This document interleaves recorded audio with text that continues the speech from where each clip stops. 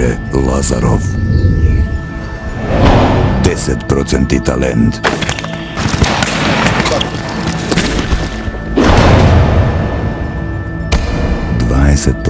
naporna rabota.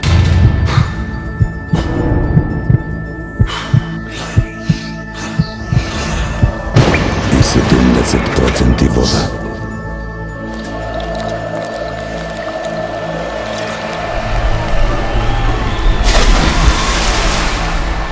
Pelistarka.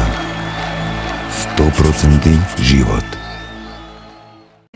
Sí, bueno, la verdad es que sí que les seguimos, ¿no? Porque la mayoría de jugadores, como tú bien dices, están jugando competición en Champions y nosotros acostumbramos a mirar siempre los partidos de toda la jornada, todo lo que hay.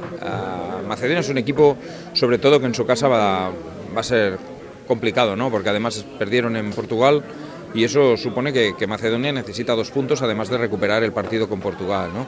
Yo pienso que en España será claramente favorita, sabiendo de las dificultades que puede tener, sobre todo por el hecho de que Lazarov es un jugador que da mucho gol y que además conoce perfectamente a nuestros jugadores, pero creo que nosotros podemos ser superiores ahí, ¿no? En cambio, fuera de casa, pienso que España también va a mostrar que es una muy buena selección, pero siempre es complicado jugar en Macedonia, la gente ayuda muchísimo y entonces parece que jueguen con más, ¿no?